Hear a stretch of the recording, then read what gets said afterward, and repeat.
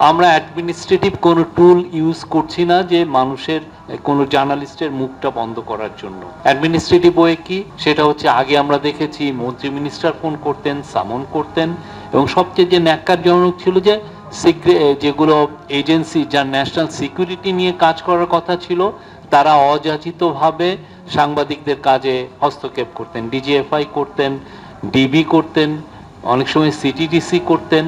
হ্যাঁ, ওনারা চেতেন যে বাংলাদেশের দাস সাংবাদিকতা হোক, এবং অনেকে সেই দাস সাংবাদিকতা করে যারা করতেন তারা ফিনান্সিয়ালি বেনিফিটেড হতেন। তা আমরা এই কাজটা তো করছি না। আপনার কোনো নমুনা যদি পান যে আমাদের সময় অ্যাডমিনিস্ট্রেটিভ ওয়েতে আমরা কোনো ধরনের কোনো প্রেশার তৈরি করে কাউকে তার জার্নালিজমের থেকে আমরা দূরে সরাচ্ছি। 28শে জুলাই 2024-এ বাংলাদেশের টপ জার্নালিস্টরা যে শেখ হাসিনাকে বলছে যে এদেরকে খুন করেন, পুলিশ কেন গুলি করছে না, যে বলে নাই? এরা তো টপ জার্নালিস্ট, টপ মিডিয়া হাউসের ইয়েরা। এখন এই জিনিসটা তো আবার রিপিট করতে পারে, এই ভয়ের থেকে এই প্রেশার গ্রুপগুলো তৈরি হচ্ছে। এটা রেমিডি কি? এটা আপনি ভাবছেন যে সব অনার্স আপনি সমস্ত দায় দায়িত্ব সরকারের উপরে চাপিয়ে দিচ্ছেন। সরকার তো এই চাপ, এটা তো সরকার যতটুক পারে সেই কাজটা সরকার করছে, সরকার সেই কাজগুলো করছে।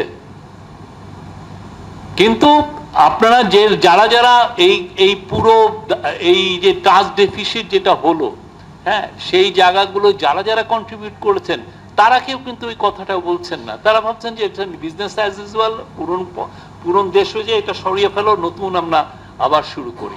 আবার নতুন পলিটিক্যাল গভর্নমেন্ট আসছে, তাকে সামনে রেখে তারা তাদের আবার গুটিগুলো সাজাচ্ছেন কিভাবে ওনারা এটা করবেন। এতে বাংলাদেশের জার্নালিজমের কোনো ধরনের কোনো উত্তরণ হবে না। আপনারা যারা ভাবছেন, এবং কেউ যদি বলেন যে বাংলাদেশের স্বাধীনতা নাই, একদম ফালতু কথা। বাংলাদেশের জার্নালিজম এত ফ্রিডম আছে, আমি বলবো যে উন্নত বিশ্বেও এই ফ্রিডমটা নাই। কেন নাই? আপনি এসে যেটা ইদানিং যেটা হচ্ছে, মানুষ নিউজ কনজিউম করছে হচ্ছে ইয়ের মাধ্যমে, ভিডিওর মাধ্যমে। মানুষ নিউজ কম পড়ছে। গ্রামে আপনি যে দেখেন, আপনি এই যে দোকানের সামনে 4-5 জন বসে একটা ছোট ভিডিওর মাধ্যমে নিউজ কনজিউম করছে, এবং এই কনজিউমের যারা নিউজ কনজিউম যারা করছে, তারা যারা ভিডিও দেখছে, ভিডিওগুলোর বেশিরভাগই লেজি জার্নালিজমে ভরা, মিথ্যায় ভরপুর। সারাদিন ধরে কিছু কিছু টক শোতে এরা মিথ্যা কথা বলছেন। না, সাংবাদিকতা, এটারে আপনি অপসাংবাদিকতা হলেও এক ধরনের সাংবাদিকতা। সে এটা করছে, এটা করার ফলে আপনি তো মানুষ পত্রিকা পড়ছে না তো, কয়জন পত্রিকা পড়ে? ওয়ালটন আবারো মিলিয়নিয়ার অফারে ওয়ালটন ফ্রিজ কিনে আপনিও হয়ে যেতে পারেন মিলিয়নিয়ার। আপনার প্রাইমারি ইউএসএ দেখেন না, সোশ্যাল মিডিয়া এখন biggest source of news consumption. বাংলাদেশেও এটা হচ্ছে, মানুষ ওইটা নিচ্ছে।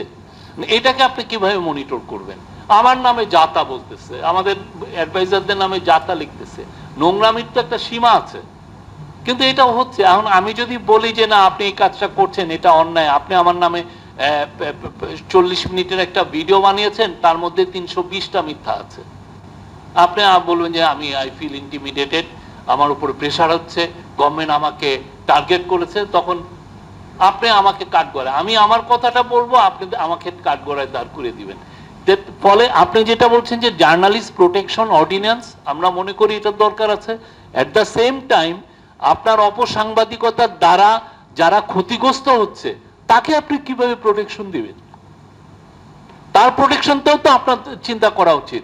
একটা সেক্রেটারির নামে এমন একটা মিথ্যা নিউজ দিল, এই নিউজটা তো সেলফ লাইফ ইটারনাল, 100 বছর ধরে এই নিউজ।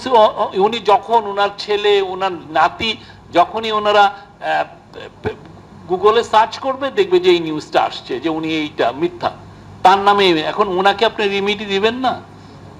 ওয়েস্টে তো এটা মডেল আছে, ওয়েস্টে ওরা প্রোটেকশন দিচ্ছে হচ্ছে পেনাল্টি ইম্পোজ করে। আপনি ফালতু কথা বলে একজনের নামে কয়ে পার পেয়ে যাবেন, সরকারি অফিসিয়াল হলে আপনি তাদের কিছু প্রোটেকশন কম, কিন্তু আরেকজনের নামে একটা ফালতু কথা, মিথ্যা কথা বলে আপনি পার পেয়ে যাবেন বিদেশে, ইউকেতে। এটা চিন্তাও করতে পারবেন না। আপনার নামে 5 মিলিয়ন, 10 মিলিয়ন, 100 মিলিয়ন, 700 মিলিয়ন। আপনি এই যে নিয়ে যে ফক্স নিউজকে আপনি দেখেন, 780 মিলিয়ন, 700 মিলিয়নের উপরে তাকে পেনাল্টি গুনতে হচ্ছে। আমাদের এখানে তো নাই।